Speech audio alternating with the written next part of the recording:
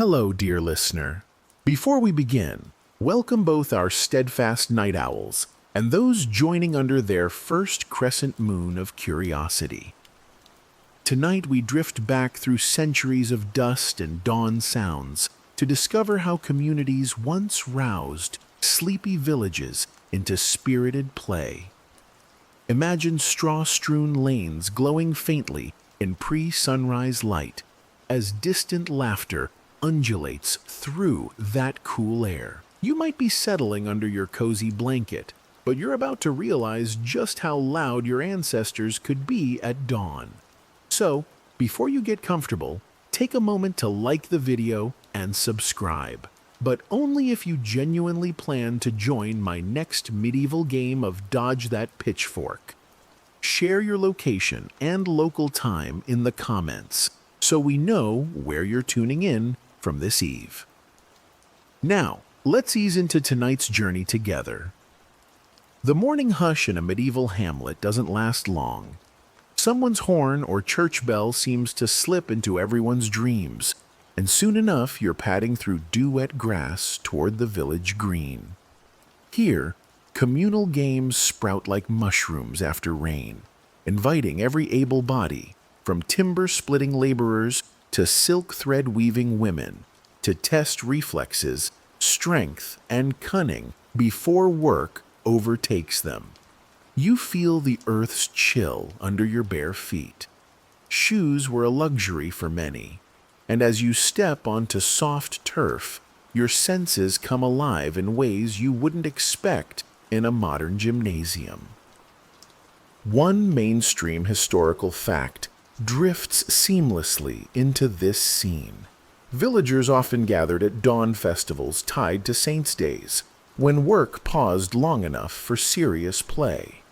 Grain stores and brew barrels fortified willing participants, and local lords sometimes sponsored prizes of salt, cloth, or a modest piece of land. No small incentive when salt equaled currency in preserving food. You sense how these early games weren't just frivolous fun, but crucial rituals that knit social bonds and distributed resources in a less cash-centric economy. Amid this, a quirky tidbit emerges. In some English villages, players chased a greased piglet around a muddy pen, not to injure it, but to catch and cuddle it once silence fell.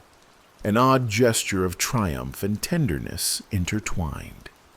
You might wrinkle your nose at the mud-slick creature squealing under deft hands, but the spectacle united young and old in boisterous camaraderie, proving that even a pig could be a gateway to communal joy. As you join a circle playing a rudimentary form of ring toss, wooden stakes pounded into furrows of turf, you notice the crude equipment, bent nails and knotted rope loops that someone scavenged last night by lantern light. Nobody cared about polished gear. Ingenuity reigned supreme. You thread your loop, take careful aim, and hear a satisfying thunk as it clasps onto the stake. Cheers rise around you, and you realize that victory tastes as sweet, wrapped in dawn's dew, as it would in any grand tournament. Scholarly debate still lingers over how much these dawn ceremonies influenced later medieval festival culture, but their echoes ripple through church records and travelers' journals alike. Historians still argue whether some rural rites were Christianized versions of ancient pagan celebrations, or spontaneous local inventions, blending faith and folklore in unpredictable ways. You let your elbow rest on an upturned bucket and sip tart cider from a shared wooden cup, its rough texture warming your fingers. You exchange wry grins with neighbors boasting their conquests. One man claims he snatched 3 rings on a single toss. A young woman counters she once held her breath for so long, chasing a floating goose feather in a shallow stream that she nearly blacked out. These contests, you sense, were as much about bragging rights as they were about physical skill. and every anecdote grows larger with each retelling. The village green pulses with energy. Children dart through adult legs, veteran players coach novices, and even the local priest gives half a blessing before admonishing that play must not distract you from your prayers. Still, you notice a subtle understanding in his gaze. He once captained a streetball team himself, judging by the way warmth flickers behind his stern facade. Behind the bustle, smoke curls from hearths as families prepare early pies filled with apples and cheese, trading mouthfuls for cheering tokens. You bite into a warm slice, its flaky crust flitting away like morning mist, and you marvel at how nourishment and play intertwine, both needed to face the toil ahead. Soon, a horn sounds again, signaling time's passage. Villagers straighten tunics and adjust hoods, steeling themselves to return to fields, workshops, and errands. Yet you linger, heart still pounding with the thrill of unexpected conquest and shared laughter. The memory of those dawn games, simple stakes, communal cheers, and the scent of cider will cling to you longer than any weekday routine. As you wander off the green, the sun peeks over the horizon, bathing that muddy patch of land in gold. You carry with you the delight of rediscovered play, that ancient spark flickering resistance to monotony. And when today's chores slow you down, you'll find yourself picturing the rings, the piglet, the cider, and you'll grin because somewhere those games are still waking another village, somewhere another morning. You wander beyond the village green, still tasting cider's tang on your tongue, and soon the clamorous cheer of a distant field arrests your steps. There, under fluttering pennons boasting every conceivable heraldic beast, boars, griffins, even a rather ambitious golden fish, you find the grand tournament of the local lord. The air quivers with anticipation as armored horses paw the earth, nostrils flaring steam, while riders adjust visored helms that gleam in midday sun. You edge closer, your heartbeat syncing with the rhythmic thump of hoofbeats and the murmur of assembled crowds.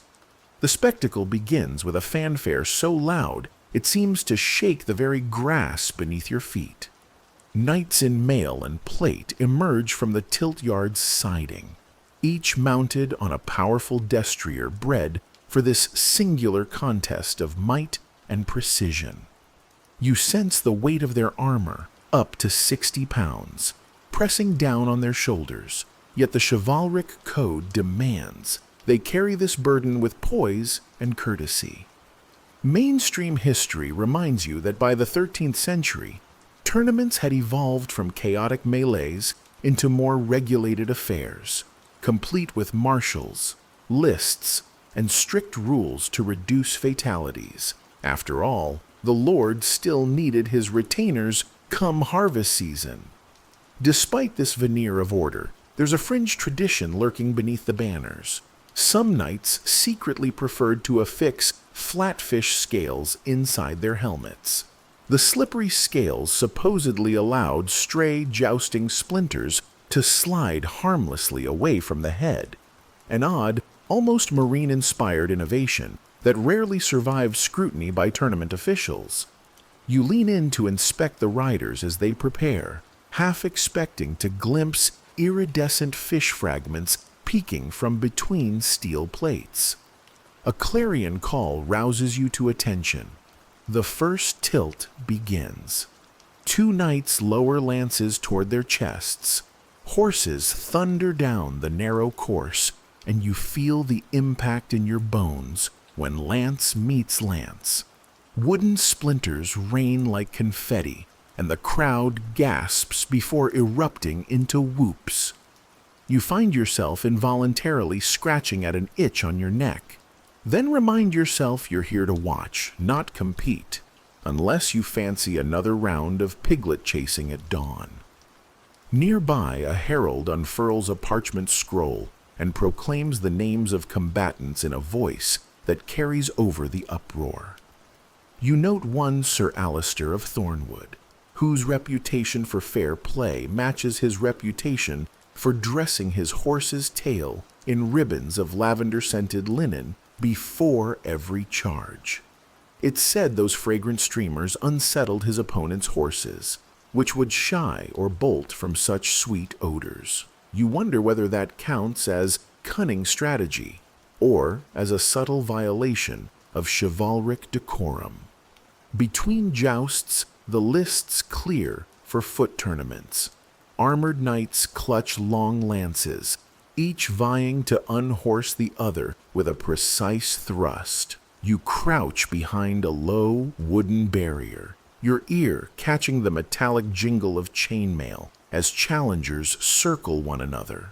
One knight lunges too eagerly. His gauntlet catches his own helmet visor, flipping it upward, and leaves him momentarily blind. You can't help but smile at this slapstick misfortune. Even in medieval grandeur, pratfalls find a way to intercede. As the melee resumes, you notice an unofficial side event. Spectators tossing coins into a makeshift ring mounted atop a pole, betting on how many rings a master-at-arms can impale with his throw. This peculiar contest blends spectator involvement with measured skill, and you toss in a small copper penny yourself. After all, you don't want to miss out on communal suspense. A fellow onlooker nudges you, grinning, and whispers that last spring the champion hit 13 rings in a row, though rumor has it he trained by flinging wooden hoops at frogs in a pond at night. You tilt your head, deciding whether to pity or applaud the frogs. The tournament grounds themselves are a microcosm of medieval life. Merchant stalls line the sidelines, hawking spiced meats, ale served in horn cups, and trinkets inscribed with saints' images. You meander through these booths, eyes drawn to a wooden puzzle game carved with interlocking animal shapes. A vendor invites you to solve it. Apparently, any patron completing the puzzle within a minute wins a free sausage. You accept the challenge without hesitation, fumbling the last piece in a flurry of fumbling finger movements. The vendor chuckles and hands you a modest sausage anyway, declaring that defeat in friendly contests is as honorable as victory. Above the din, the Lord's Pavilion presides with crimson drapes and gilded accents. You spot the noble on his raised dais, sipping from an ornate cup of wine, his gaze sweeping over the field with a mixture of pride and placid authority. Nearby courtiers whisper and fan themselves, while page boys scurry to deliver fresh water or polished greaves.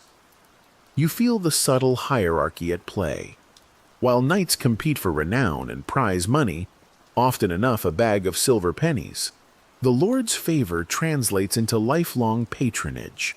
Even those who fall from their saddle may find themselves summoned later for grand hunt invitations or positions at court. This is no mere blood sport, you realize.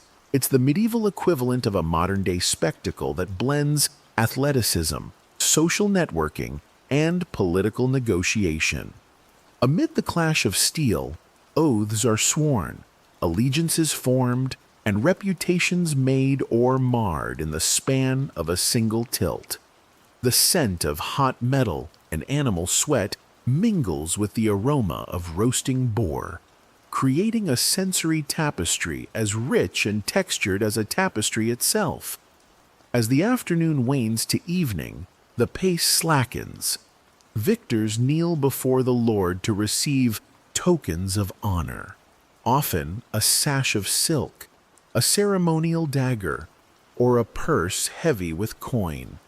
You watch a knight carefully tie his new crimson sash around his waist, the color vivid against his steel-gray armor.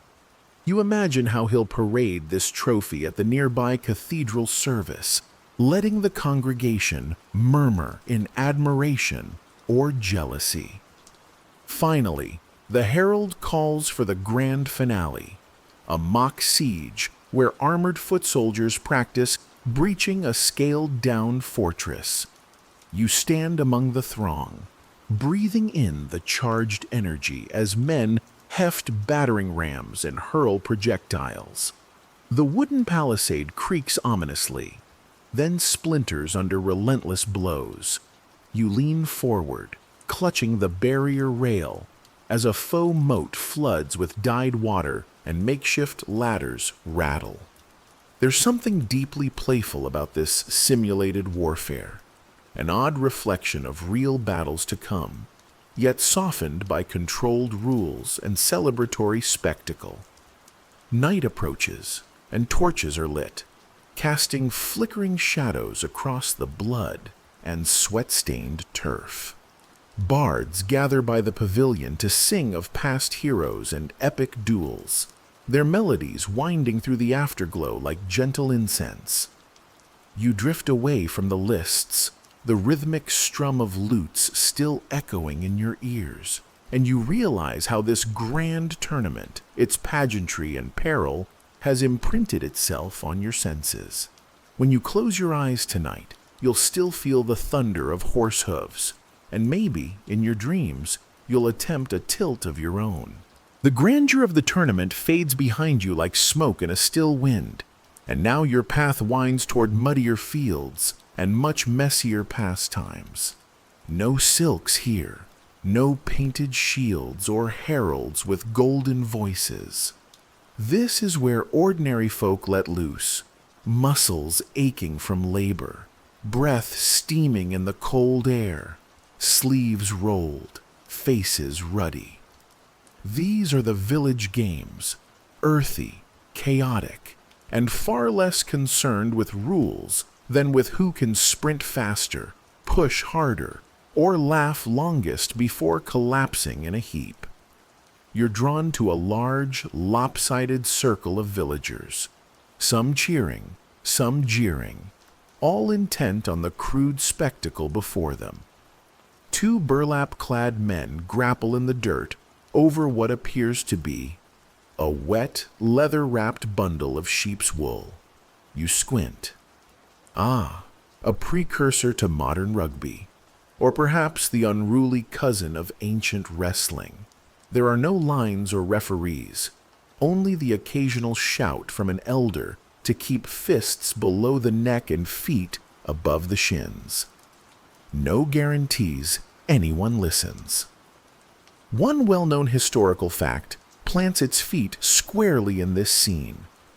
Folk games in medieval villages often served as social glue, especially after a successful harvest.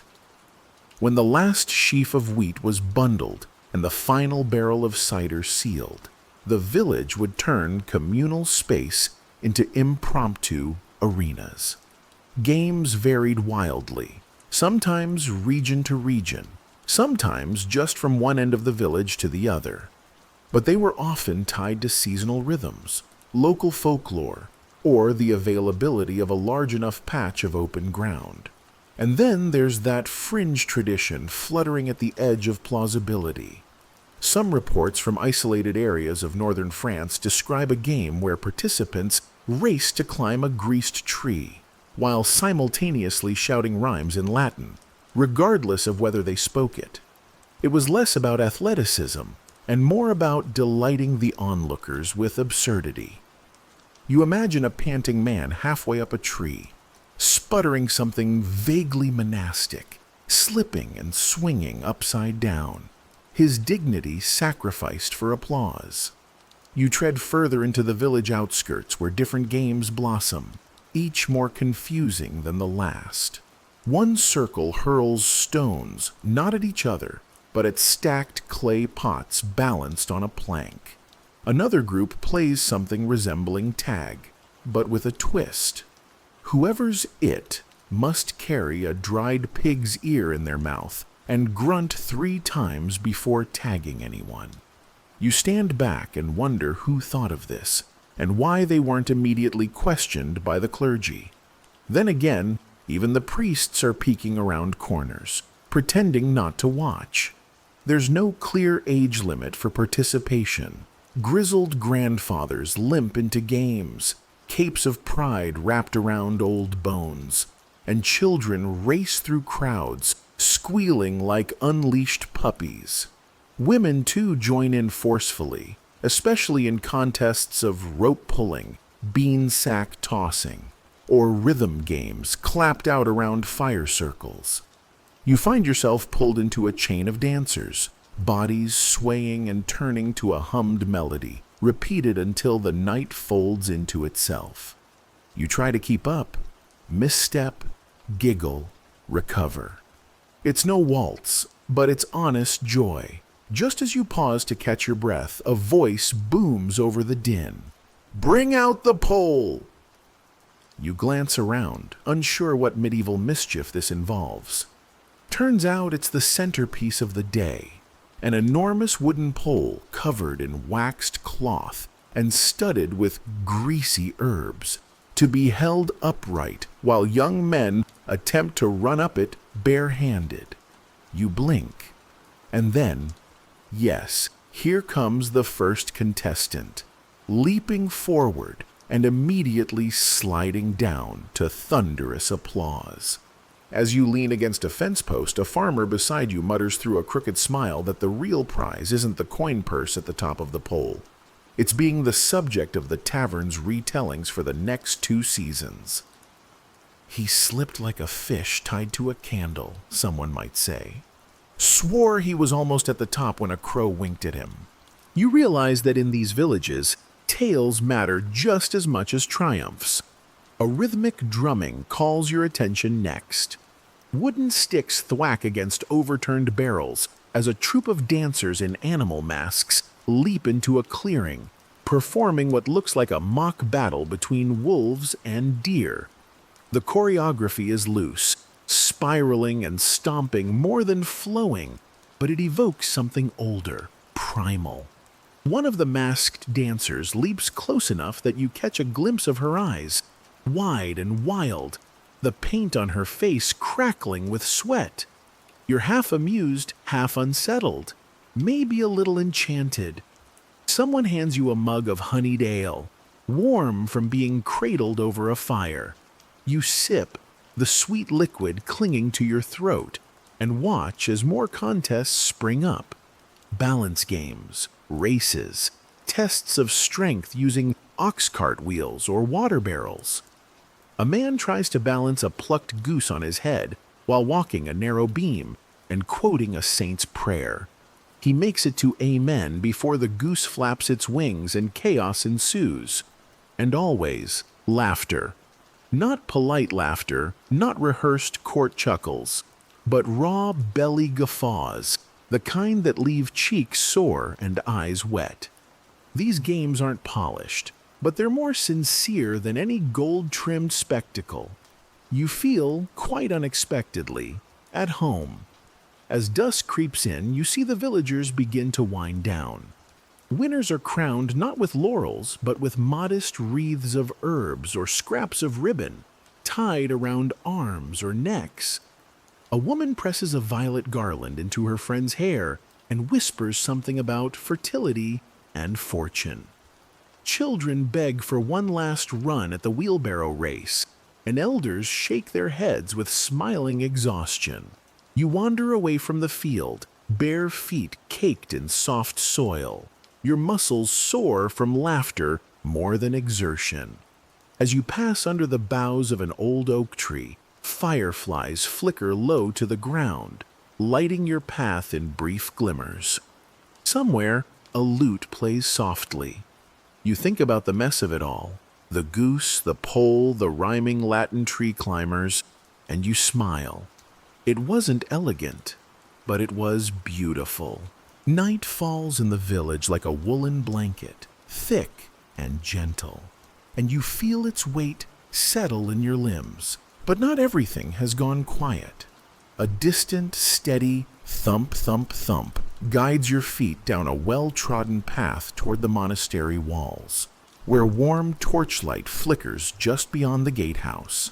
Inside, monks move with calm purpose, their robes swaying, their hands clutching prayer beads.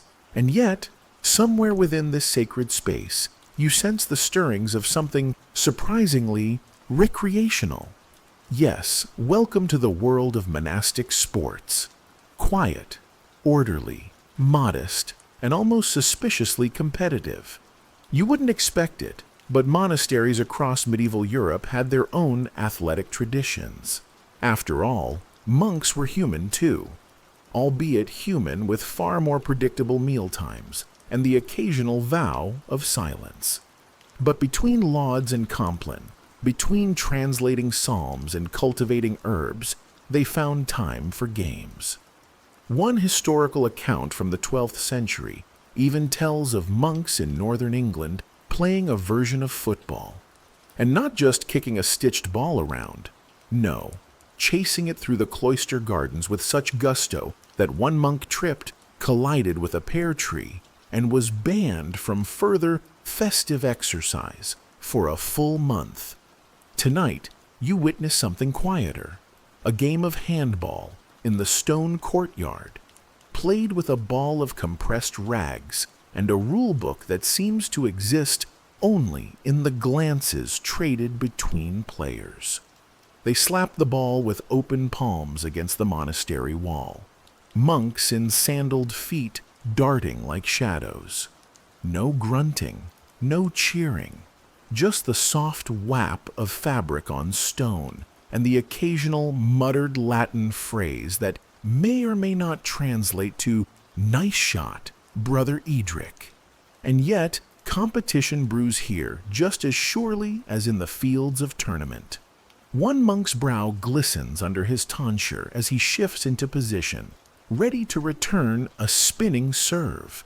Another clenches his lips when a point is lost, breathing deeply as though trying to exorcise his frustration with an extra Hail Mary. The energy, while subdued, is unmistakable. Even spiritual devotion doesn't cancel out the urge to win by a narrow margin and pretend it doesn't matter. You lean against a cloister column, cool stone pressing your shoulder, and listen to the gentle echoes. The simplicity of the game is oddly soothing, and yet you can't help imagining what the abbot might say if someone introduced a miniature scoreboard. Probably something stern, followed by a soft concession, provided it could be carved from wood and illuminated by candlelight only. Not all monastic sports were so subtle. Some communities, especially those in Ireland and coastal regions, were known to engage in forms of hurling, a fast-paced stick and ball game that still survives today in Irish tradition. The sticks, or kamans, were curved and often whittled from ashwood. Games could involve whole villages, and though monks were supposed to remain neutral, many were seen observing or even quietly cheering on from hedgerows. Historians still debate whether this enthusiastic involvement was a breach of monastic discipline or simply a very spirited form of community outreach. There's also the curious case of monastic bowling. A fringe document from a Flemish priory describes a pastime where monks rolled rounded stones toward a cluster of upright bones, possibly sheep's femurs, stacked like primitive pins. The accuracy of this account remains hazy, especially as the marginalia includes a doodle of a monk slipping on a banana-like fruit, which bananas did not technically exist in Flanders at the time. Still, the image of robed men aiming rocks at clattering bone towers under a moonlit sky is hard to forget. You wander deeper into the cloister, past the handball court, now being swept clean by a novice with a straw broom. A side corridor leads you to the scriptorium, but tonight it doubles as the staging area for a different kind of challenge. A riddle contest, announced quietly at supper and strictly limited to participants who had not spoken during meals for 5 days. You find a group of monks seated in a circle, one holding a carved box from which slips of parchment are drawn. Riddles are read aloud, and answers whispered like secrets. One riddle involves a beast with legs of ink and teeth of silence. The answer quill pen, naturally, elicits a round of nods and faint smiles. No prizes are awarded, but the monk who guesses correctly 3 times is offered the privilege of choosing the morning hymn. You watch as a younger brother beams, his cheeks coloring with pride. It's easy to overlook how important small honors can feel in places of big restraint. Outside, the stars blink through misty cloud. A group of novices gathers in the herb garden for the monastery's version of tag. One person, the fox, must avoid being touched while reciting the opening lines of Psalm 23. If they stumble over the words, the next fox takes their place. You smother a laugh as one novice, breathless, confuses green pastures with green pastries, prompting a burst of muffled chuckles. Of course, not every monastic order embraced sport. The Carthusians, for instance, were notoriously ascetic and prohibited nearly all forms of recreation. But even then, exceptions crept in. Gentle walks along the cloistered path, puzzles carved into the lintels of their dormitories, contests to see who could fast the longest without fainting. Not exactly fun as most of us would define it, but still, a challenge is a challenge. Before leaving, you pass through the chapel one last time. Candles line the altar, the scent of beeswax curling into the rafters. A monk kneels, not in competition now, but contemplation. Yet even as he prays, you see his hand flex, perhaps remembering a slick serve, a quick return, or a perfectly phrased answer to a riddle. And so you slip back into the night, the hush of the monastery wrapped around you like a borrowed cloak. Here, in the most sacred of spaces, you've discovered that even the solemn find room for a little sport, a little play, a little laughter, so long as it's done respectfully and preferably in Latin. The monastery gates close behind you with a gentle creak, and you breathe in the cool night air tinged with lavender and moss. As you walk along a narrow path, torchlight flickers once more, but this time it dances over stone walls not of churches or keeps, but of universities. Yes, it's time you wandered into the curious halls of medieval academic life, where minds were sharpened by Scripture and Aristotle, and occasionally dulled by a flying cabbage during an impromptu student brawl. The first thing you notice is the chatter. Not prayerful chants, not the rowdy roar of peasants, but the hum of debate. Scholars arguing over grammar, astronomy, the exact number of angels that can dance on the head of a pin. But even philosophers need a break, and when they do, their games are as peculiar as their lectures. At the University of Paris in the 13th century, students were known for their love of soul, a chaotic proto-football that often spilled out of academic courtyards and into city streets. One confirmed historical account recalls students chasing a pig's bladder down a cobbled road, pursued by townsfolk waving sticks, shouting in 3 languages, and demanding tuition refunds. The game was so disruptive that city officials occasionally outlawed it during exams, though enforcement was spotty. Inside the college halls, however, a different kind of sport takes shape. You peek through an open door and find young scholars engaged in a game of ball and cup. Simple, maddeningly addictive, and exactly the kind of thing a bored theology student might invent when trying to avoid parsing Latin subjunctives. But tonight, the rules are elevated. Miss 3 times, and you must compose a 6-line poem about St. Augustine's breakfast preferences. You watch one lanky youth miss the cup by a mile, sigh and mutter, "He probably ate fish in disappointment." Wander a little further, and you catch sight of a board game, set carefully on a worn table beneath a dripping candle. The game is Ludus Latrunculorum, a Roman holdover, ancestor to chess and drafts. Two students lean close, brows furrowed, as they move their polished bone pieces in studied silence. Suddenly, one slams a piece down and declares a metaphor about military strategy and divine providence. His opponent groans and accuses him of stalling for time. It's all very intellectual, until someone starts throwing crumbs. Academic sports weren't just indoor play, of course. At Oxford and Bologna, some scholars took to archery and fencing, claiming it cleared the mind and steadied the hand. There's one delightfully odd case, still debated by historians, of a Cambridge professor who challenged his students to a jumping rhetoric contest. The participants had to leap from a stool while reciting philosophical arguments without pausing or falling over. Did it happen? Well, the marginal notes in a preserved codex include doodles of flying students with scrolls and sweatbands, so someone thought it was worth recording. Historians still argue whether this was parody, practice, or the world's most dangerous oral exam. Some student traditions were more performative. You arrive in a courtyard lit by glowing lanterns shaped like owls, where a circle of students prepares for a game of verbum fuga, the fleeing word. One student begins a Latin phrase, and the next must instantly continue it, adding rhymes, puns, or absurd imagery. Slip up, and you're caught, forced to wear the fool's hat, a floppy thing stitched from academic robes, for the rest of the evening.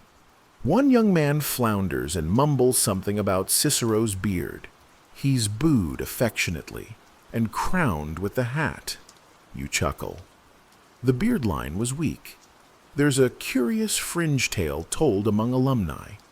A hidden manuscript from Prague describes a student race in which competitors had to run through 7 lecture halls while balancing a burning candle and reciting moral proverbs. Anyone who extinguished the flame was declared philosophically unstable. The document also refers to a surprise goose, which no one has yet fully explained. Some suggest it was released mid-race. Others suspect the goose was the prize. A few daring voices believe the goose gave the proverbs. As you round the side of the library, you discover a different kind of trial. 2 students, barefoot and grinning, tiptoe across a patch of crushed thistle, each trying to recite an entire passage of Virgil's Aeneid without crying out. A small crowd watches, murmuring bets. You hear snippets like, "Line 22 is where he buckles," and "Last week someone lost a sandal and half his dignity." A scribe nearby quietly records the outcome in what you suspect is an unauthorized student chronicle. For all their antics, these scholars were not just playing. They were forging a kind of camaraderie that made the rigors of medieval academia survivable. Between lectures, they ran through fields. Between fasts, they feasted lightly. Between Aristotle and Aquinas, they laughed. And often, they got in trouble. Which leads you to the darker edge of this merry tale. You hear shouting down an alley, more a scuffle than a game. Indeed, medieval universities were notorious for student riots, often triggered by minor sporting disputes or drinking games gone wrong. In 1355, the infamous St. Scholastica's Day riot in Oxford erupted after students complained about poor ale. What began as a tavern argument turned into a days-long brawl involving scholars, townspeople, and even clergy. 17 deaths later, the university was forced to repent annually for the next 5 centuries. You step away from the memory of that chaos, choosing instead to focus on the gentler echoes, laughter in a Latin circle, cheers over a successful throw, the quiet focus of a chess match that might end in either checkmate or theological debate. These students weren't just preparing for a life of sermons or courtrooms. They were, in their own eccentric way, inventing a culture of play that could sharpen the mind while keeping the soul just mischievous enough to survive. As the lanterns begin to dim and students shuffle back to their dormitories, the owl-shaped lights swaying in a breeze, you feel a warmth settle in your chest. Perhaps because, beneath all the scrolls and structure, there's something timeless about students playing, trying, always, to outwit boredom, and occasionally, each other.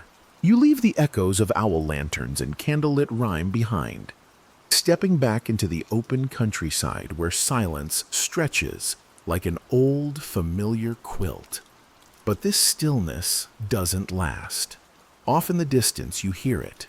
Thuds, shouts, a sharp crack followed by gleeful laughter. You follow the noise through fields of flattened grass and scattered feathers until you come upon the most chaotic form of medieval sport you've yet to witness: peasant games. And make no mistake, this is not some tame after-supper stroll.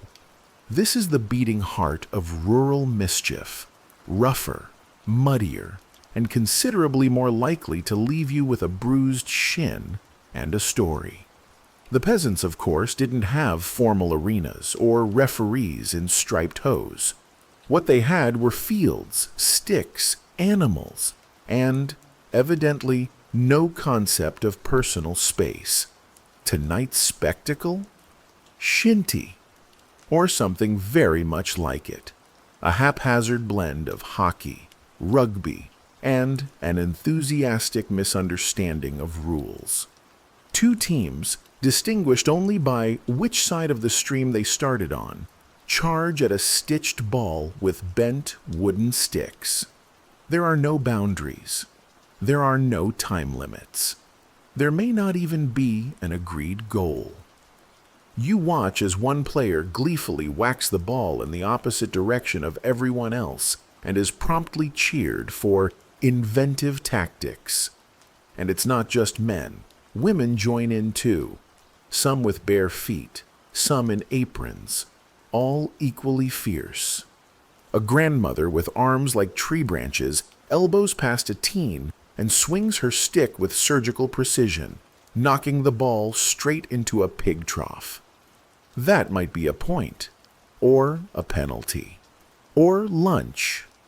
One fascinating quirk. In many medieval villages, certain games were only played on saint days or during festivals. The rules, such as they were, might change depending on the saint being honored. On the feast of St. Dunstan, for instance, there's mention of a game called Stilt Leap, where participants had to jump over bundles of hay while reciting folk rhymes. If you failed to rhyme properly mid-air, your stilts were confiscated and ceremonially burned. Whether this was symbolic or just petty revenge remains unknown. You notice a young boy, mud up to his knees, holding a squawking goose. He's explaining loudly that this is for goose riding, a game where contestants try to carry a live goose across a finish line without dropping it or getting bitten. You look at the goose, and the goose looks at you. You both quietly agree that the goose is the true athlete here. Medieval villagers also loved wrestling.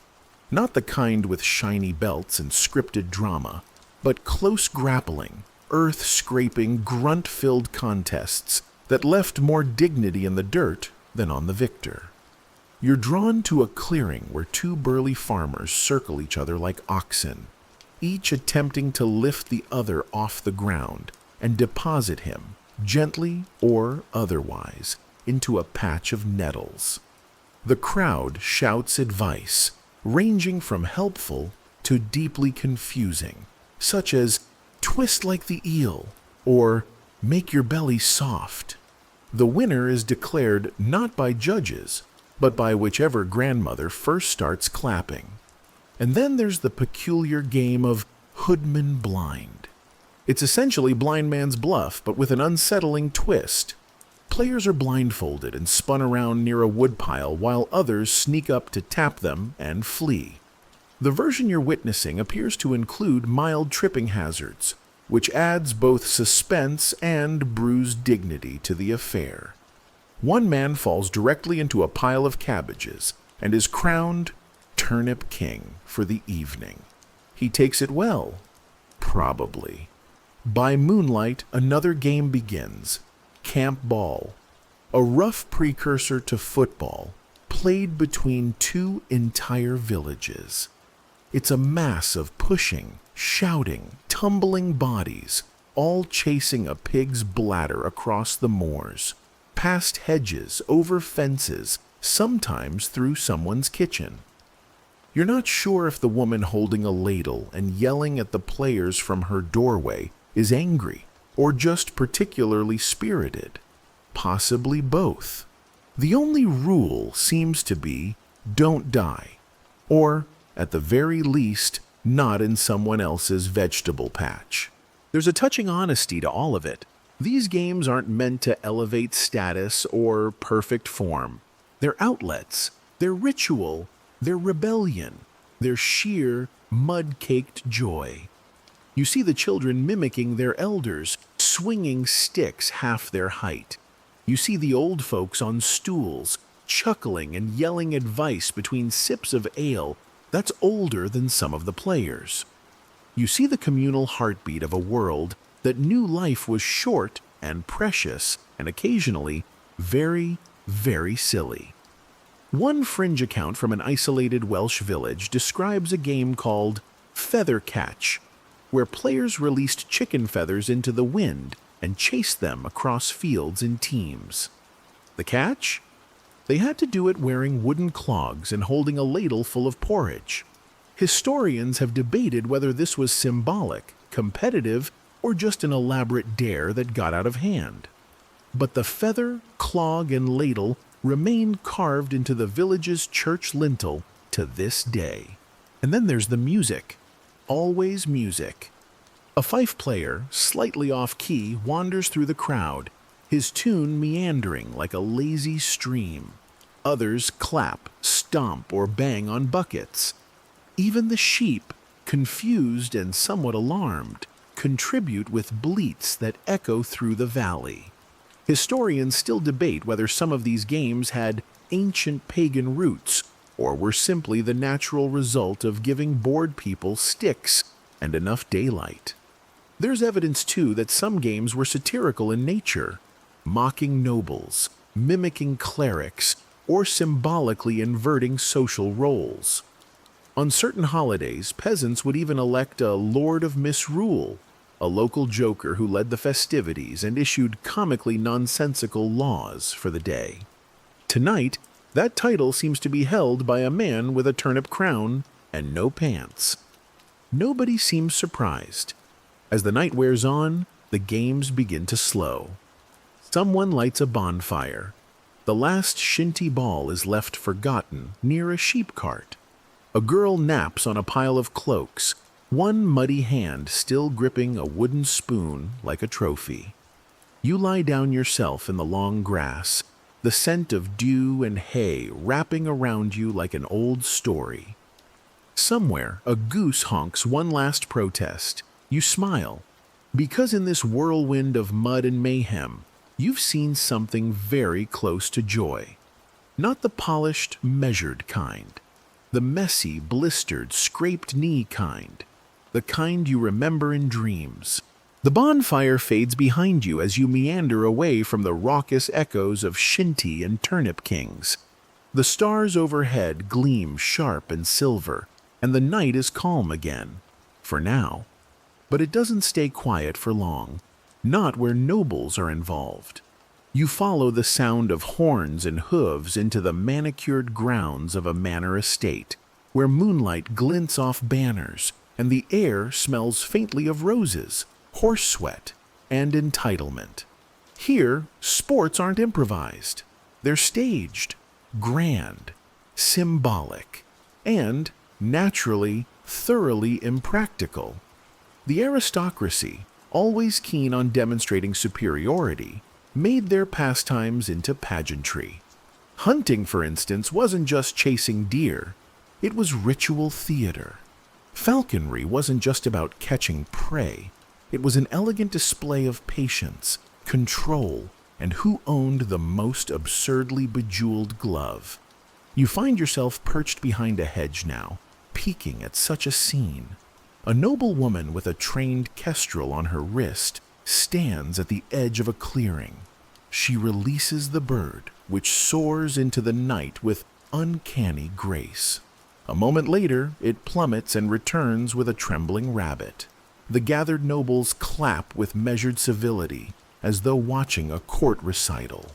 One gentleman quietly boasts that his hawk can catch a fox mid-prayer. But you quickly notice that falconry is less about success and more about performance. The gloves are velvet. The birds are named after Greek gods. One knight insists on reciting poetry every time his hawk takes flight. You're not sure what's more tortured, the sonnet or the hawk's patience. Nearby, a different spectacle begins. A boar hunt. It's not for the faint of heart, and certainly not for those who enjoy clean clothes. Unlike deer hunts, which were more of a nobleman's stroll with hounds and snacks, boar hunting was risky business. The boar, all tusks and attitude, was not inclined to go quietly. You spot the hunters, mounted men in layers of leather and chainmail, armed with spears and very dramatic opinions of themselves. The lead rider bellows for the hounds to be released, and chaos ensues. Dogs bark, horns blare. The boar bursts from the underbrush like a demon, late for confession. The riders thunder after it, shouting instructions that make absolutely no sense to the untrained ear. Flank the windward side. He's going to the Devil's Hollow. Someone bring me my third best cape. The hunt gallops out of view, leaving behind crushed ferns, startled birds, and a stable boy carrying a tray of wine goblets, who clearly wasn't warned this might involve actual danger. Of course, not all noble sports were so stabby. You wander into a courtyard where a game of medieval tennis, real tennis they call it, is underway. It's tennis in the same way that a wild goose is technically poultry. The court is asymmetrical. The net is optional. The scoring system is based on someone's idea of fun and nobody's idea of math. The players wear puffed sleeves and grim determination. One swings at the ball with what appears to be a glorified tambourine paddle, sending it bouncing off a wall, then a roof, then possibly a herald. The crowd applauds in polite confusion. You spot a spectator furiously consulting a rule book the size of a psalter, trying to determine whether that last point was legal, divine intervention, or both. But the nobles had other ways to test their mettle. And egos. Jousting, the most iconic of all chivalric contests, was where armor met ambition. You don't have to wait long. The clatter of hooves draws you toward the tilt yard, where a pair of knights prepare to charge each other with lances sharp enough to start arguments in Parliament. It's not just two men and horses. It's a production. Trumpets sound, banners flap, the crowd roars. A lady drops her embroidered handkerchief. One knight catches it, kisses it, and immediately drops it, because it turns out chainmail gloves and chivalry are a poor match. They charge. The lances meet with a shuddering crack. One knight is thrown back, dramatic, yes, but entirely planned. The goal isn't fatality, it's style. A clean hit, a splintered lance, a tumble that looks painful but preserves dignity. Or at least, that's the idea. Occasionally, a knight does forget the not dying part, which is why squires carry buckets, stretchers, and very strong ale. You wander to the sidelines, where a lesser-known game is quietly unfolding. Pall Mall, a cross between croquet and existential frustration. Players use mallets to whack a wooden ball through a ring at the end of a long alley. Sounds simple. It isn't. The ball always rolls slightly off. The ring is just slightly too small. And at least one noble is convinced that his opponent hired a wizard to curse the mallet. You overhear the accusation, and it's delivered with deadly seriousness and a French accent. One fringe tradition you stumble upon involves noble children training with miniature jousting poles, riding goats instead of horses. Goat jousting, they call it. Equal parts adorable and questionable.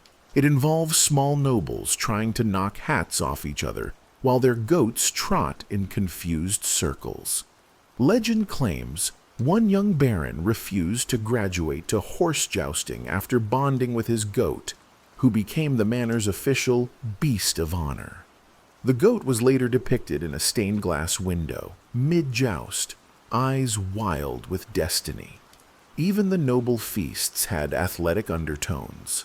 Drinking contests tested endurance, singing contests tested volume, and dancing competitions tested ankle strength and the patience of anyone trying to follow steps with names like the Goat Gallop or the Backward Candle. You spot one gentleman panting after a particularly complex turn, fanning himself with a turkey leg. And lest we forget, archery. The nobles approached it with grace and artistry. A carved bow, personalized arrows, and targets painted with everything from geometric designs to portraits of rival lords. One noblewoman winks before loosing an arrow straight through the painted eye of the Duke of Spilsby. Her friends laugh, her husband does not. Despite all the extravagance, there's a thread of genuine love for play beneath the jewels and powdered wigs.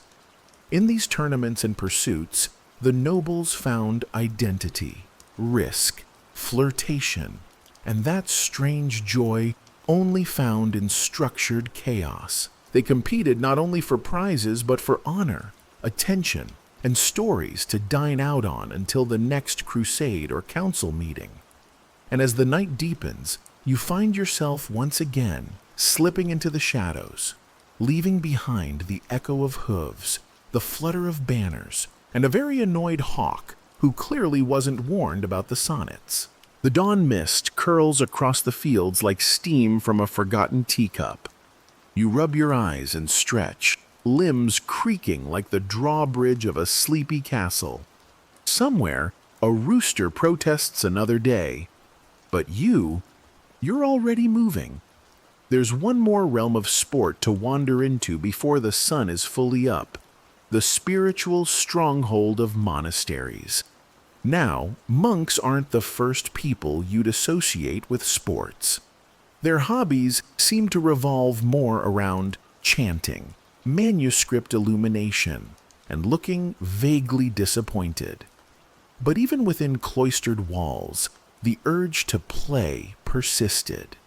You pass through a stone archway, echoing with Gregorian murmurs, and find yourself in the neatly maintained cloister garth, a square of green serenity, which is currently being used for a surprisingly intense game of handball.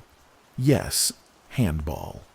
Monks, especially in France and parts of England, adapted this early version of tennis, jeu de paume, the game of the palm. Picture this: two monks in modest robes, sandaled feet, skidding slightly on the dew-slicked lawn, smacking a ball back and forth against the monastery walls. No rackets, just palms. The sound is a soft thock, thock, accompanied by occasional muttered Latin exclamations that might not technically be curses, but they're definitely frustrated prayers. You half expect a senior abbot to interrupt and remind everyone that humility is not compatible with trash talking. But instead, he's right there on the sidelines, sleeves rolled up, ready to take on the winner. His reputation? Ruthless left-hand serve. He's known as the Palm of Doom in at least 3 abbeys. And it wasn't just handball. Many monks, especially younger novices, engaged in physical recreation as part of their daily routine. The rule of Saint Benedict encouraged moderation, yes, but it also understood the value of balance. Idleness is the enemy of the soul, it said, and apparently so is losing 3 matches in a row to Brother Geoffrey, who may or may not have snuck in extra practice during lauds. You wander to the back orchard, where a group of monks are playing a version of 9 pins. Wooden pins set up in neat formation, and a smooth ball rolled across the grass to knock them down.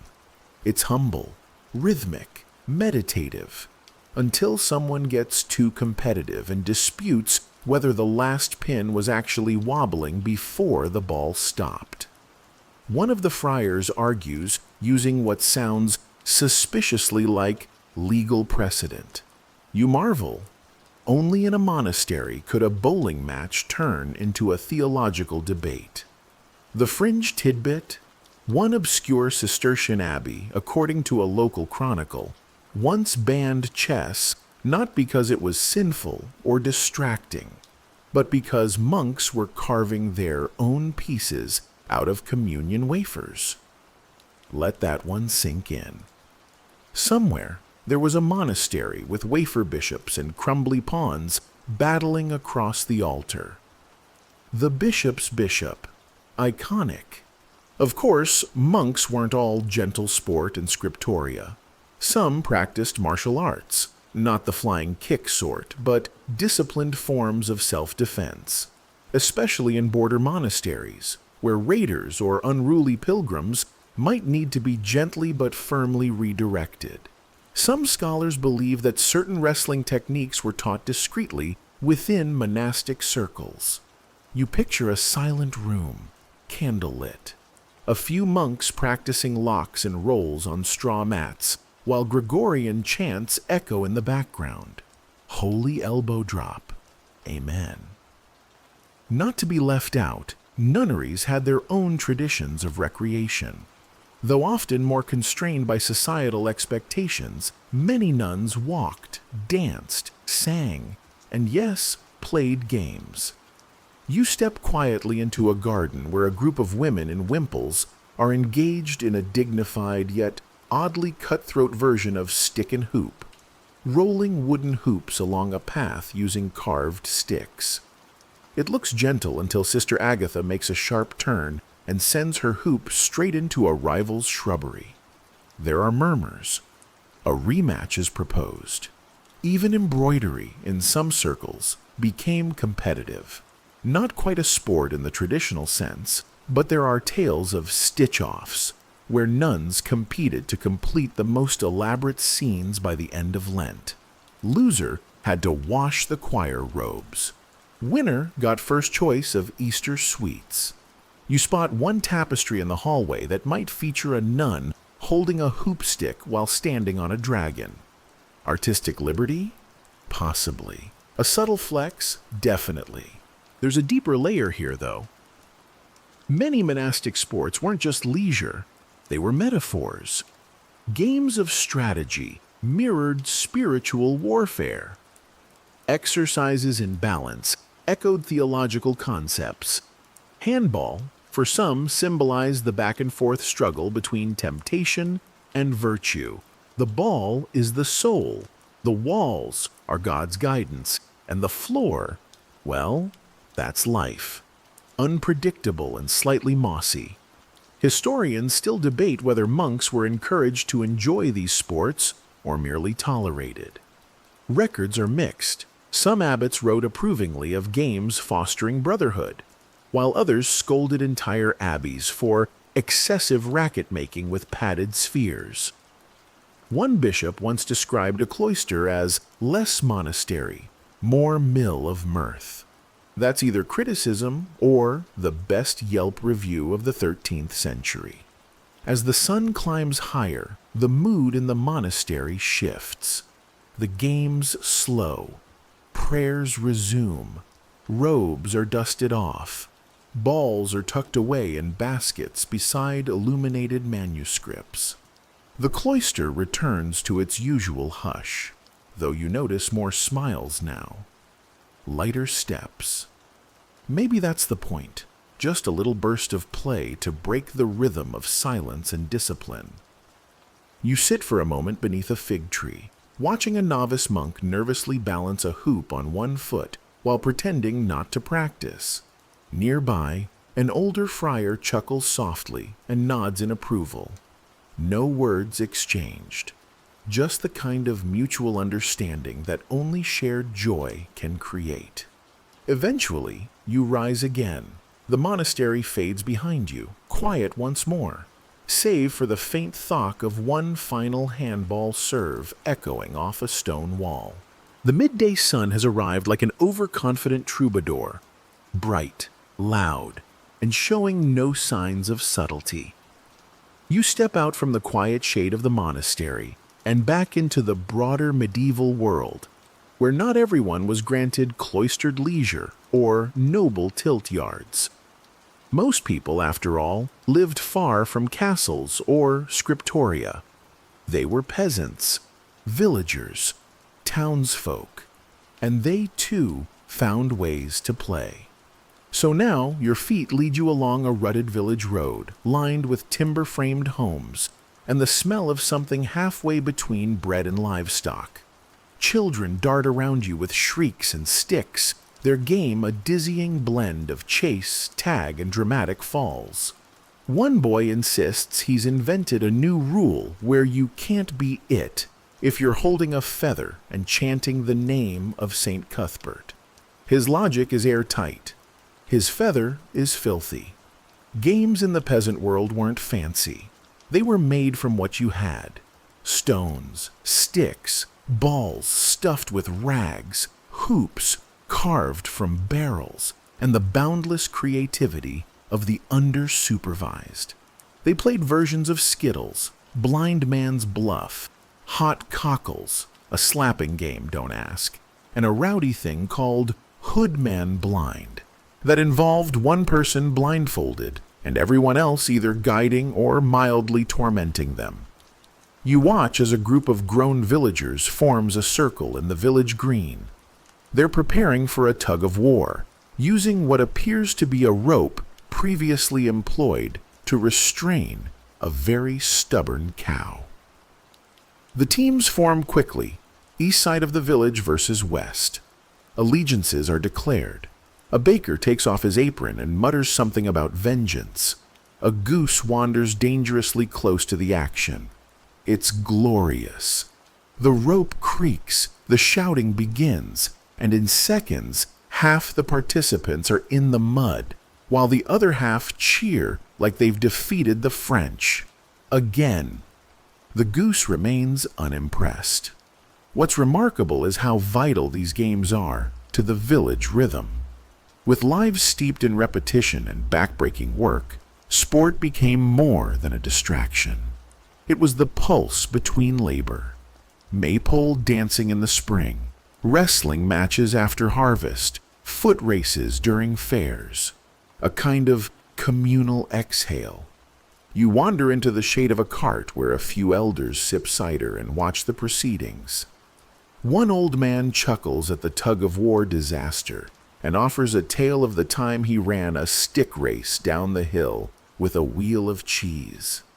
"Didn't win," he says, "but I caught the cheese. Married the woman who made it." You try to imagine a romance founded on dairy pursuit, but honestly, it's not the strangest thing you've seen tonight. Nearby, a makeshift ring is forming. Time for wrestling. Shirtless men clap hands and grin with the kind of bravado that only comes before bruises. Medieval wrestling was often full body, rough and tumble stuff. No points for elegance, just strength, skill, and the willingness to end up in someone's beat patch. One lanky young man squares off with a burly thatcher. The match begins with posturing, arms out, feet planted. Then, a sudden grip. They twist, grapple, grunt, and finally collapse into the dirt in a heap. applause erupts. The victor gets a jug of ale. The loser gets sympathy, and also a jug of ale. For some communities, these contests took the shape of entire festivals. During feast days, villages would erupt into all-out sports carnivals. Not just games, but performances. Fire juggling, rope walking, even hobby horse prancing. One fringe festival game involved trying to climb a greased pole to retrieve a ham tied at the top. The record, someone tells you, is 1.5 minutes. The fall was longer. Children swarm around you again. They've moved on to knuckle bones, an early form of jacks, played with sheep bones. You watch one girl flick the bones into the air and snatch them mid-toss with astonishing precision. Her friend sulks and insists his bones are crooked. A dramatic accusation. You suspect he just needs more practice and less theatrics. Despite the laughter and camaraderie, these games could get rough. There's a tale whispered over tankards about a maypole dance that ended in a broken arm and a marriage proposal, and a story of a town that banned a game involving flinging dried cow pats because someone mistook one for a bread roll. History is unclear whether the bread was eaten, but it wasn't just rural villagers. Townsfolk had their own brand of recreation. Guild apprentices played ball in narrow alleys. Courtyards echoed with the sounds of trassins, a mix of tag and sprinting that seemed to be 40% athleticism and 60% yelling. Urban wrestling rings appeared near taverns, where bets were placed, and honor was only slightly less important than beer. And speaking of bets, gambling was often tightly woven into these pastimes. Coins changed hands. Ale was wagered. One man once bet his shoes on a dice throw and walked home barefoot and triumphant, a legend in his neighborhood. As you stroll into the market square, now littered with empty mugs and bent hoops, you realize something. For the ordinary people of the Middle Ages, sport wasn't separated from life. It was folded into it, into feast and faith, love and rivalry. It was the thread stitching joy into a sometimes heavy tapestry. You pause beside a woman tending to her toddler, who's already learned how to throw a ball, and hit passers-by in the shin. She smiles tiredly and says, "He'll be in the festival races next year. Got the legs for it." You nod solemnly. The child beams.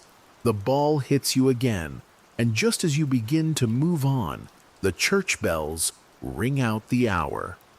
A call to vespers, yes, but also a reminder, even in the most ordinary corners of medieval life, sport lingered, lively and essential, like laughter echoing between thatched walls. The bells still echo faintly behind you, bouncing off timber beams and lingering in the fields like the smell of a freshly extinguished fire. You walk now into a quieter dusk, the kind that dims color and slows the world. It's the perfect hour to explore something a little stranger, a little more unhinged, because tonight you're visiting the realm of sports that didn't just challenge the body, but seemed to dare common sense itself. You arrive just in time to witness a game already underway, if game is the word we want to use. It's called camp ball, and it is, frankly, unholy. A large mob of villagers surges across an open field, grunting, hollering, and elbowing like they're all late for the same catastrophic wedding. Somewhere in the chaos is a ball, probably leather, possibly alive, and the goal is to get it to the other end of the village, or back, or through someone's cottage, depending on local rules. There is no referee. There are no sidelines. There are only bruises and glory. Camp ball, or its equally rowdy cousins like mob football, was a staple of medieval villages, especially around feast days. Played between neighboring towns or rival parishes, These matches were part sport, part vendetta. The ball was kicked, thrown, smuggled, or just flat out carried while fending off dozens of opponents. Goals could be anything from a church door to a tree stump to a lucky cow. You eye one such cow now. It looks very stressed. The open scholarly debate here: historians still argue over whether these games were legitimate community bonding rituals or just convenient excuses for casual public violence. Some say it kept tensions down. Others say it did precisely the opposite. At least one chronicler described a match as half play, half war, holy madness. You wince as two particularly ambitious players crash through a cart of turnips, which were definitely not part of the original playing field. No one stops. In fact, someone grabs a turnip and throws it at a defender. You make a mental note: mid-match produce attacks, surprisingly effective. You think back to an odd footnote you once came across: a 14th century village that tried to ban mob football because it kept knocking over boundary stones and confusing tax collectors. The game returned within a week, renamed slightly, with a new rule: no intentional targeting of goats. That's progress. There's an undeniable thrill to watching it, though. The raw energy, the sheer lack of predictability. Someone runs past you cackling, covered in feathers. You didn't see a chicken anywhere. Perhaps it's better not to ask. But that's not the only wild game in town. As twilight deepens, you follow the crowd inland toward another contest. This one involves running uphill. Not just any hill. This is really uphill. A cruel slope with mud, loose stones, and the haunting scent of regret. This is the cheese chase, and it is exactly what it sounds like. A wheel of cheese is released down the hill, and people throw themselves after it with reckless joy. The cheese is fast, too fast. You watch someone somersault twice and land in a bush. Another participant dives head first, arms outstretched, like they believe they might actually catch the cheese if their love is pure enough. It's all extremely chaotic, and that's before someone shouts, "Second cheese," and releases another wheel. You lean against a post, breathless from just watching. The winner limps up, cradling their prize, a dented wheel of cheddar and a nosebleed. They look triumphant. Then there's the game called shin kicking. And yes, it is exactly what it says on the tin. Two contestants face each other, grab shoulders, and proceed to kick each other in the shins until one falls down or cries "Uncle." You wonder about the first person who proposed this. What if we remove all pretense, he must have said, and just injure each other slowly and methodically? Someone else said, "Brilliant," and history was made. Contestants sometimes stuffed straw into their trousers for padding, though most considered that cowardly. The event was taken so seriously in some areas that disputes over matches would go to village elders, who were presumably also referees and medics. Fringe tidbit? In one particularly eccentric town, a festival sport emerged called man on horseback fishing, where contestants had to fish while mounted, blindfolded, and spinning. No fish were ever caught, but several competitors fell in love with their horses. The sport was banned shortly after that. Not all bizarre games were violent. Some were simply ill-advised. Take the event known as Catch the Piglet, where villagers would grease a pig and let it loose in the town square. Whoever caught it got to keep it. Seems cute, until you realize these pigs were surprisingly cunning and deeply slippery, and the crowd wasn't always gentle. The pig often left more victorious than the players, and in some parts of Europe, there was a game that resembled modern-day parkour, only in armor. Young squires would race through a course, leaping fences, vaulting carts, and rolling under tables, all while wearing chainmail. You watch now as one clinks heroically over a hay bale and promptly gets stuck halfway through a barrel. Dignity sacrificed, applause earned. There's a celebratory chaos to it all, a reminder that not everything in medieval life was solemn sermons and grain taxes. These were people hungry for movement, mischief, and occasionally a broken nose if that's what it took to win the ham. But of course, not everyone loved these sports. Authorities tried repeatedly to ban or limit them. Kings issued edicts forbidding certain games during work hours. Clergy warned that these pastimes were corrupting souls and ankles. Town leaders wrote exasperated notes about broken windows, ruined fences, and mysterious fires that may or may not be connected to cheese rolling. Yet the games endured. The bans were ignored. The people played. Because for all the mess and madness, these strange spectacles stitched laughter into an often gray and narrow life. And in their own weird way, they built communities through rivalry, through celebration, through a shared understanding that sometimes you just need to run after a wheel of cheese like your sanity depends on it. As the stars start peeking through the deepening blue, the noise slowly ebbs. The mob disperses. The cheese, wherever it rolled off to, is probably still spinning. You take one last look at the field. A patch of torn-up grass, abandoned shoes, and one oddly proud piglet, and you keep walking. You find yourself on a quiet path now, winding beneath tall trees, where the moonlight filters down in gentle waves. The raucous energy of mob football and airborne cheese begins to fade behind you, like the memory of a dream that makes more sense while you're still dreaming it. You stretch your arms and exhale. Finally, some peace. Except, what's that sound? A dull rhythm, like distant hammering. A crowd? And chanting, low, deliberate, repetitive. You follow it, curious, your feet crunching through the undergrowth until the forest gives way to a fire-lit clearing. And there it is, a full-blown medieval festival, roaring to life beneath the stars. Tonight you've arrived at the intersection of sport and spectacle, where medieval games don't just entertain but perform, with costumes, flair, and an audience more interested in fun than fairness.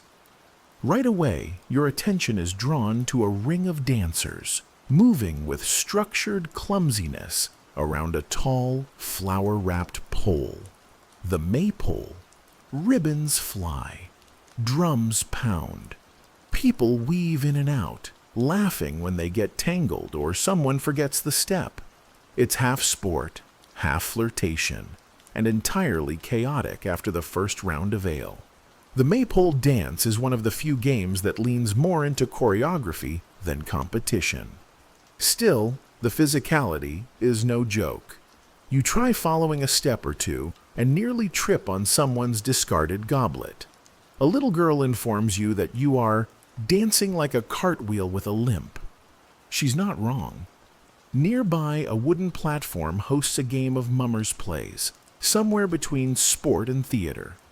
Men in costume pantomime sword fights, knights battling dragons, saints defeating Saracens, all with exaggerated moves and lots of falling down. The audience cheers at every exaggerated death. The whole thing ends with a miraculous resurrection, thanks to a comically large potion bottle. You find yourself clapping, but not all spectacle was so friendly. You drift over to another crowd now, gathering near what appears to be a makeshift list field, roped off with banners, flanked by wooden bleachers. Someone blows a horn. The crowd hushes. Two armored figures appear, gleaming in torchlight. They carry swords, not for show. You're about to witness a judicial duel. Unlike tournaments or pageantry, This was no game. In cases where courts couldn't determine guilt, two individuals, usually men, could demand a trial by combat, essentially saying, "Let God decide." These duels were grimly formal. The accused and accuser fought to first blood, incapacitation, or death. Judges watched. Clergy sometimes officiated. And the audience? A mix of awe, fear, and morbid curiosity. Tonight's duel is staged for demonstration, a reenactment, not a real trial, but the air still buzzes with tension. The swords clash, the crowd leans in. Someone mutters a prayer, another makes a bet. The bout ends with a disarming move and a mock surrender. Cheers erupt. A juggler uses the moment to steal a roast apple from an unattended bench. Timing is everything. Across the way, you find a different kind of performer. A man in patchwork garb balancing on a tightrope stretched between two trees. He grins, juggles torches, and even does a headstand for good measure. The crowd is delighted. You overhear one woman whisper, "He's been doing this since the last Michaelmas. Never fallen once." The man winks, then immediately loses balance and tumbles into a haystack. The crowd loses it. It's not just about games. It's about the way sport and celebration blur together. The same way stories and memories blend when told late at night with a cup of something warm in your hand. A young couple invites you to watch a strange little contest they call smock racing. Women in petticoats run a short course, barefoot, trying not to spill a jug of milk balanced on their heads. The prize? A new apron, or a kiss, or both. Rules are fuzzy. Milk is everywhere. Spirits are high. And let's not forget hobby horse jousting. A few locals strut about with painted wooden horses strapped to their waists, lances made of willow sticks. They pretend to duel, but mostly they prance, circle each other, and try to knock off each other's felt hats. It's silly, but beloved, especially when one man takes his fall so dramatically that 3 children rush in to check for signs of life. He's fine, probably. This is the village fair as sport, a tapestry of games stitched with ribbons, pride, and mild chaos. The town's best baker might also be its fastest runner. The woman who churns the butter could throw a caber better than most men. One boy, you're told, is undefeated in a game called Who Can Hold Their Breath the Longest in the Pig Trough. He doesn't look proud, but he is undefeated. Over in a quieter corner, an older woman tosses a ring onto a set of painted pegs. It's a game called quoits, early ring toss. Her aim is impeccable. She nods toward a pile of prizes, cabbages, spools of thread, and one suspiciously half-eaten pie. "Play for the thrill," she says, "not the pie." As you wander through the firelight, you realize this is more than a party. It's the one time of year when the rules relax, when servants and masters play the same games, when laughter replaces duty, if only for a night. And yet, there's something more grounded underneath the ribbons and gestures. These festivities were sanctioned resets, moments of controlled chaos that allowed people to be human, to dance badly, to fall gracefully, to challenge the baker to a wrestling match and not get excommunicated. Even the church, which generally frowned upon public rowdiness, would often turn a blind eye during feast days. Because deep down, even bishops knew that after 40 days of Lent, you kind of need to see your neighbor try to catch an eel with his teeth while blindfolded. You lie back on a patch of grass, the stars overhead blurring with torch smoke. Someone starts to sing, off-key but bold. A few people link arms and sway. A dog howls. A man proposes marriage after winning an egg and spoon race. She says yes. You think. It's hard to hear over the tambourine. Eventually, the drums soften. The fires burn lower. Someone throws a blanket over a sleeping jester. Children dream of races and cabbages and flying ribbons, and you, still smiling, still glowing with the warmth of shared foolishness. Close your eyes for a moment and think, what a strange and beautiful thing it is to play. You wake, though not quite, and the firelight seems to have melted into fog, soft and silvery as cream. The laughter of last night's fair fades behind you, replaced now by the crunch of gravel under hooves and the smell of rain-soaked turf. You glance around and realize you've wandered into a space far more regimented, more disciplined, yet somehow no less dramatic. Because now you're entering the training grounds. Not the showy tournaments or the wine-soaked festivities, but the quiet, grueling places where skill was forged. Tonight, you'll explore how medieval people learned to fight, ride, and play, not for fun, but because it was their job. You hear the clink of armor long before you see it. The first figure to pass by is a squire, young, flushed, and panting as he drags a saddle nearly as tall as he is. He's one of many apprentices in training, each one hoping to become a knight someday. That means endless hours of horsemanship, swordplay, wrestling, and, curiously, dancing. Yes, dancing. You tilt your head. Did that trainer just shout, "More elegance in your footwork"? He did, because despite the image of clanking metal and gruff bellowing, medieval combat training often involved rhythm, poise, and yes, literal dance moves. The footwork of sword fighting was closely aligned with courtly dance, and instructors would sometimes use music to teach timing. That's right, you could pirouette your way to knighthood if you didn't mind the bruises. Across the field, a different group of boys and girls, yes, sometimes girls train too, though often unofficially, take turns at the quintain, a rotating dummy with a shield on one end and a sandbag on the other. The goal? Hit the shield with your lance while riding past, and avoid getting smacked in the back of the head by the sandbag. You watch someone miss and get absolutely walloped. The trainer nods approvingly. There's an odd beauty to all this, the discipline, the repetition, the commitment to being just a little less terrible today than you were yesterday. No shortcuts, no cheats, just sweat, bruises, and the occasional misplaced horse. You drift toward another area where older boys are grappling in a muddy circle. It's medieval wrestling, and it's a lot more than just shoving and shouting. Techniques from treatises like the Codex Wallerstein or Talhofer's Fechtbuch show a complex, almost dance-like precision in their throws and holds. You see one boy feint left, hook a leg, and down his opponent goes, gently, because they're learning, not hurting. You learn that many medieval fighters trained using pell posts, wooden targets they could strike repeatedly with swords or staves. Not glamorous, but effective. The goal was simple: make the movement instinct.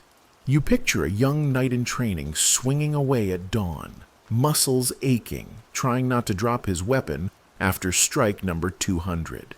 Or maybe he does drop it, and the instructor hits him with a turnip. Happens more than you'd think. And while much of this was preparation for war, it also overlapped with sport. Contests between squires could turn competitive fast. Who could stay on a galloping horse longest? Who could vault into a saddle without using the stirrup? Who could punch the hardest and recite Psalm 23 without missing a beat? Spoiler, not the guy with the broken nose.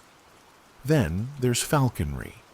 You turn your head as a large, elegant bird swoops past, wings slicing the air.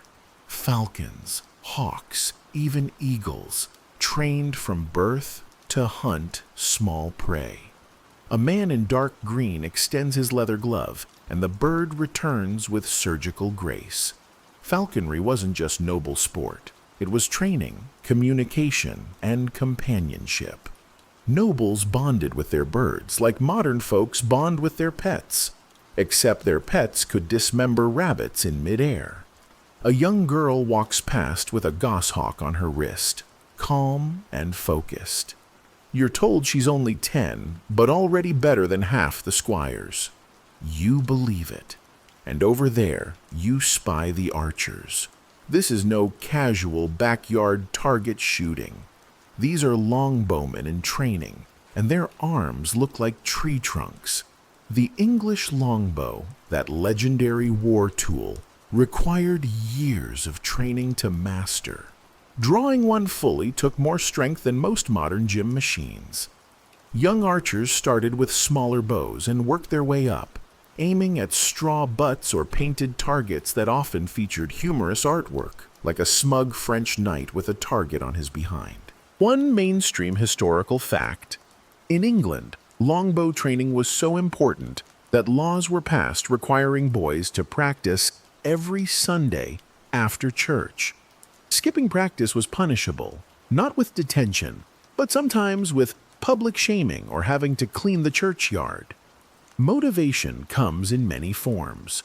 You try to lift one of the bows and quickly pretend your arm is just tired today.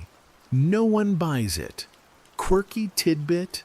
In some towns, archers trained using popinjay targets, wooden birds mounted on tall poles.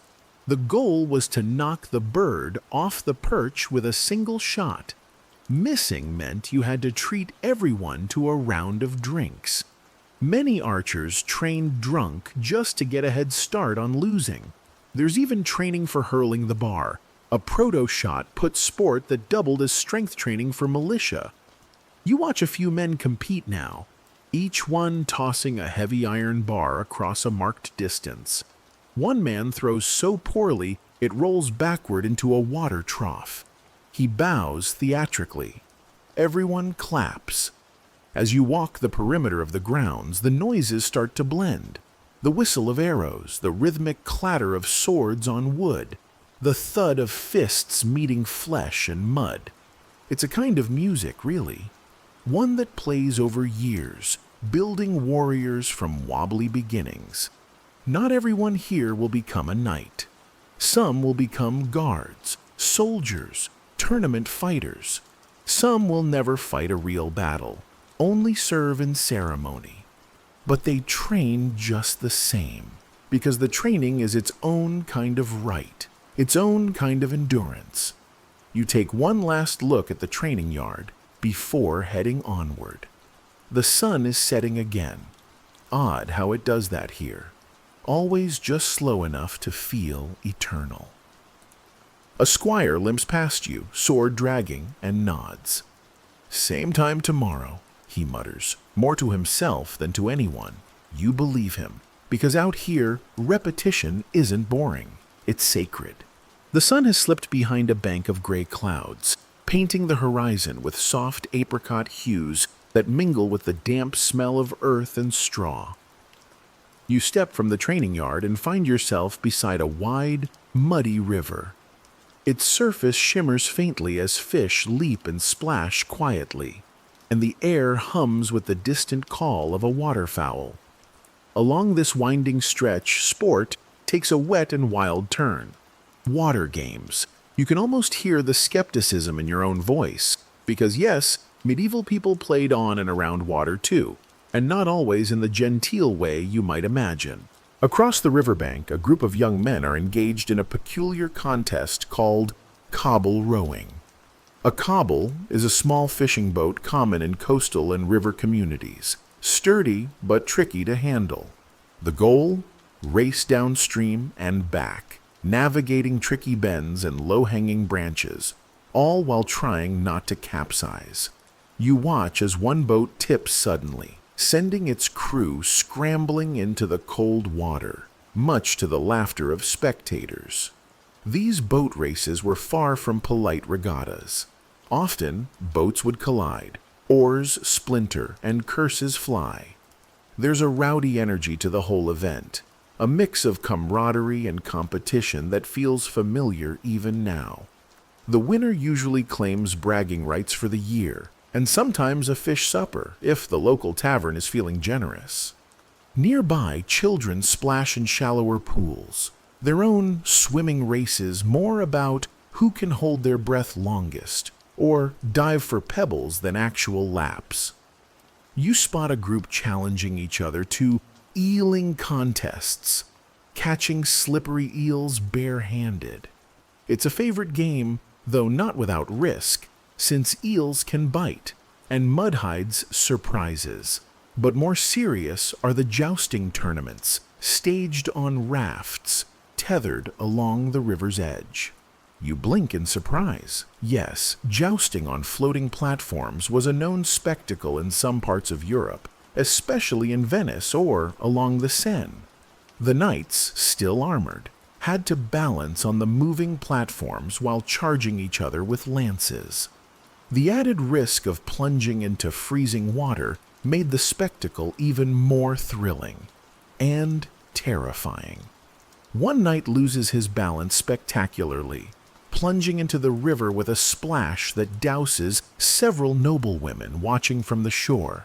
The crowd roars with laughter and applause, and the soggy knight climbs out, dripping and grinning sheepishly.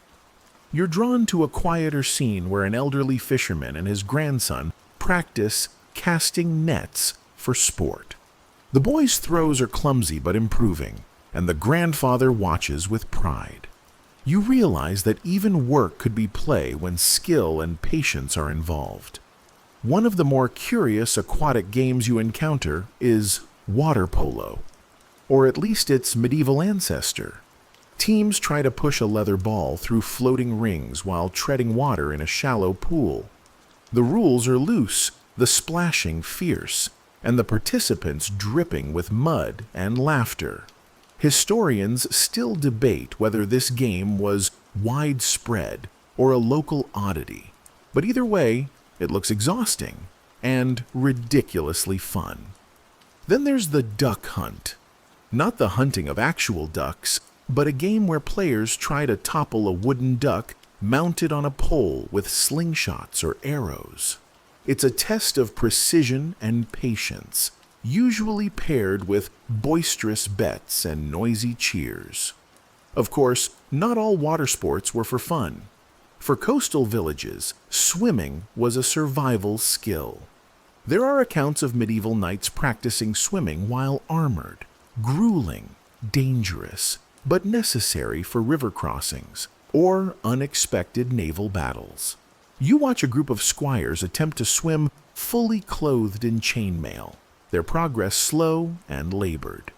Some fail spectacularly and are hauled out by laughing onlookers. Others doggedly keep going, determined not to lose face. Nearby, you see a man in simple clothes crafting wooden swimming aids, primitive floats made of hollowed logs tied with rope. It's a reminder that even in medieval times, people sought clever ways to master their environment. As twilight deepens, fireflies begin to flicker along the water's edge, casting a magical glow over the scene. You feel a sudden urge to dip your hand into the cool river, to splash, to join in the joy of play, unburdened by rules or spectators. Because, ultimately, medieval sports were more than contests of skill or strength.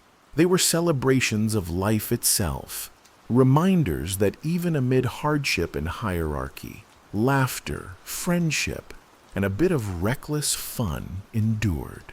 You lean back on a smooth stone, the river's gentle murmur lulling your mind toward rest. Somewhere in the distance, a boat's horn sounds, low and mournful. It seems to say, "Come back soon. There's always more to discover." You smile, and for a moment you're not a distant observer, but part of the endless flow of human stories carried along these waterways. Stories of challenge, joy, and the simple, enduring pleasure of a game well played. The river's gentle song fades behind you as you step onto a narrow dirt path winding through a patchwork of fields and orchards. The scents of ripe apples and fresh hay mingling with the earthy aroma of tilled soil. Here, in the quiet countryside, the rhythm of medieval life slows, and sport takes on a simpler, yet no less spirited form. You hear the clatter of wooden balls rolling across a grassy pitch, and soon spot a game unfolding. Early bowling. But it's nothing like the polished lanes and shiny pins you might picture. This is rough outdoor bowling, often played with carved wooden balls and pins crudely shaped from tree branches or stones. The ground is uneven, the rules flexible, and the stakes often involve a jug of ale or a warm loaf of bread. One player steps up, sizing the lane with a careful eye, and sends his ball careening down the slope. It wobbles, strikes a pin with a satisfying crash, and the crowd cheers. Nearby, a young woman prepares to take her turn, balancing a basket of eggs on her head. A popular twist in some villages to test balance and skill at once. You smile at the inventive spirit of these players. After all, sport in medieval times was less about strict regulation and more about improvisation and communal fun. Moving on, you find yourself in the middle of an archery contest, but with a twist. Instead of stationary targets, contestants shoot at wooden animals mounted on poles. This animal shoot was popular in rural fairs, where skill with the bow translated into hunting prowess. Knocking down the target often earned a prize, such as a side of bacon or a freshly baked pie. You hear a spectator mutter, "Good shot, that deer's dinner is saved." Nearby, boys gather around a makeshift wrestling ring marked by stones.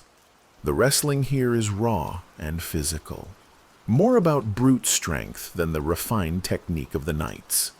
You see one boy throw another with a grunt and a splash into a nearby mud puddle. The crowd erupts in laughter and applause. As you wander, you stumble upon a curious contest called cudgel play, a kind of stick fighting that could get quite competitive. Participants wield stout wooden clubs, aiming to tap their opponent's arms or legs without causing serious injury. The rules are fluid, often agreed upon on the spot, but the game requires quick reflexes and strategic thinking. A boy dodges a wild swing and scores a point with a clever strike to the knee. You learn that cudgel play was sometimes used as training for soldiers and law enforcement, but also enjoyed as a sport for common folk during festivals and market days. In a sun-dappled orchard, a group engages in a game called cock throwing. It sounds gruesome today, but historically it involved throwing a dead cock at a target, often a wooden frame or sometimes a rival participant holding a shield. The goal was to stick the bird's feet onto the target. It was considered a test of strength and accuracy, though the practice declined over time as sensibilities changed. You watch a reenactment with a wooden rooster substitute and note the mixture of amusement and discomfort among the onlookers. Nearby, children play a simple but lively game involving tossing pebbles into circles drawn in the dirt, an early form of hopscotch mixed with marbles. You join in, laughing as you fumble and miss, reminded how universal play is, transcending centuries. You wander to a grassy knoll where villagers gather for foot races, a straightforward contest of speed. But the course isn't a flat track. It weaves through uneven terrain, small streams, and tree roots. You watch a young man stumble spectacularly, but bounce back to win the race anyway, cheered by the crowd for his resilience rather than perfect form. The endurance needed here contrasts with the more formalized tournaments, but reflects the rugged life of medieval peasants, where strength and agility meant survival. You also glimpse a peculiar pastime called shin kicking, exactly what it sounds like. A contest where participants attempt to kick each other's shins to force a fall. Participants hold on to each other's collars to keep balance, and the winner is the one who remains standing longest. Despite its crude appearance, it was popular in some northern English villages and had surprisingly strict local rules to prevent serious injury. You catch a whiff of smoke and follow it to a nearby field where a game of dart throwing is underway. Wooden darts are hurled at a target made from layers of wood and straw. The best players can stick their darts with uncanny accuracy, sometimes from considerable distances. A man boasting of his skill challenges a passerby. You decline politely. The day fades, and you find yourself drawn to the gentle sounds of a ball game, involving striking a small ball with curved sticks. It's an early form of hockey or shinty, played on grass or dirt. Players dash back and forth, sticks clashing, feet slipping on the uneven ground. The game is fast, sometimes chaotic, but always full of laughter and competitive spirit. As twilight deepens, you settle on a grassy bank and reflect on the wide variety of medieval rural sports you've witnessed. Rough, inventive, communal. No grand arenas here, no expensive armor. Just people playing in fields and village greens, making the most of what they had. The line between work and play blurs, and sport becomes a way to bond, to challenge, to celebrate life's small moments. You close your eyes briefly, imagining the smells of fresh earth and smoke, the sounds of laughter and shouts carried on a cool evening breeze. The past feels alive here, in every stumble, every throw, every triumphant shout. You emerge from the gentle chaos of village greens and training grounds onto a modern lane lined with stone cottages and pop-up festival banners, sensing that the echoes of medieval play still ripple beneath our world's polished surface. Look down at your feet. Perhaps you're wearing trainers that owe their lineage to leather-soled shoes used in ancient ring-toss contests, or gripping spikes inspired by the longbows that once punctuated churchyard Sundays. Wherever you are, you're tethered by invisible threads to the games of yesteryear. Notice the local fair bill advertising a medieval jousting experience. You can almost taste the sizzling turkey leg smell mingled with engine exhaust. Knights in acrylic armor charge foam-tipped lances, and children cheer with the same delight that villagers felt when a real destrier thundered by. Mainstream historical fact: the first purpose-built real tennis court was constructed at Hampton Court Palace in 1530, and its rules formed the basis for modern lawn tennis. Today's seasonal tennis clubs still play the royal game under vaulted roofs in heritage buildings, preserving the thock of palm-on ball that once echoed through monastic cloisters. You wander past a Morris dance team, bells tinkling at ankles, hankies fluttering like the ribbons around a maypole. Their steps, taught in weekly community classes, follow patterns passed down, perhaps inexactly, from medieval ritual dances. Fringe practices endure, too. Some festivals include a pagan ribbon reading, where dancers knot colored cords and interpret their twists for love omens. You chuckle at how contemporary folklore has patched itself together from manuscripts, oral lore, and bold imaginations. At the High Street's community center, you glimpse youth fencing lessons. Foils zip and parry in strict bouts bearing names like 1-2 remise, just as they did under master-at-arms in 14th century guild halls. You feel a prickle of recognition, the discipline, the feint, the flash of metal before contact. And just down the road, an archery club beckons. Longbows strung like sleeping serpents. targets rimmed with painted dragons and concentric rings. The same laws that once required English yeomen to practice every Sunday now manifest as membership fees and club badges. You pause at a notice. Gloucestershire cheese rolling. Sign up. Laughter bubbles in your chest. The perilous chase of a rolling cheese down a steep hill still draws daredevils willing to somersault for a wheel's worth of glory.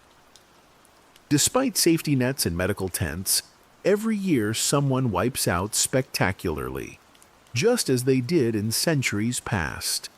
It's the kind of absurd devotion that medieval villagers would have understood perfectly and applauded heartily. Morris, maypole, jousts, archery, cheese rolling, these are surface echoes. Beneath them lie enduring values, community, ritual, and the folly of testing one's courage against gravity, etiquette, or a live animal. Even our casual weekend 5K fun runs mirror pilgrim races, while barn dances at weddings evoke the same tethered hooped sticks and communal rhythms of a harvest festival. Yet open scholarly debate reminds us that continuity is never simple. Historians still argue whether modern football clubs owe more to 19th century codification or to chaotic medieval mob football, and whether today's standardized pitches truly reflect a past defined by boundary stones and makeshift goals. But whether your sport of choice traces its lineage to pagan rites or Victorian fields, the impulse remains identical: to gather, to compete, to laugh, and to feel alive in the company of others.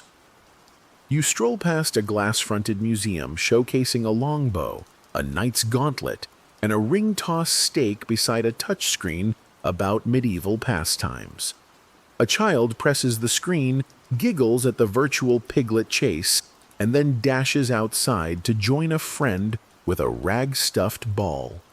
You smile, sensing how play transcends centuries and screens alike.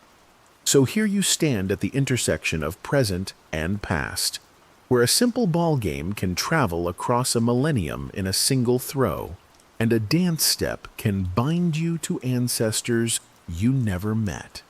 You may never don plate armor or chase a goose at dawn, but every tap of a hoop, every shepherd's crook hooked in a ribbon, every blade of grass turned beneath running shoes is part of that same human story. Softly now, lean back and let the echo of hoofbeats and the patter of leather balls fade into a gentle hum at the edge of your mind. You've traced the footprints of centuries, from communal ring tosses in dew-wet grass to the engineered precision of modern sports clubs. Listen to the quiet laughter of villages past, the muted cheers beneath tiled roofs, and the thwack of hands against ancient stones, each a soft refrain that lulls the world into a more tender rhythm. Rest easy knowing that the spark of play persists in all of us. It lives in the rustle of ribbons around a maypole, the whispered clink of a bowstring, and the thrill of a cheese wheel tumbling down a grassy incline. These rituals, whether cloistered or crowned, noble or coarse, remind us that joy is woven into our very bones. As you drift closer to sleep, allow these memories to settle like petals on water, light, fragrant, and unhurried. Your ancestors listened for trumpets and church bells. You may hear only the soft rumble of a distant crowd or the faint thwack of a ball against a wall. Yet in these tender echoes, you hold the same wonder that drew peasants, knights, and monks into circles of play. So let your thoughts glide across fields of memory and dub you champion of a game that lasts beyond any score. Now, as your breath slows and the world dims to a warm glow, rest in the knowledge that tomorrow, or 100 tomorrows from now, someone will still chase a rag-stuffed ball, climb a greased pole, or hum a tune as they swing a wooden hoop.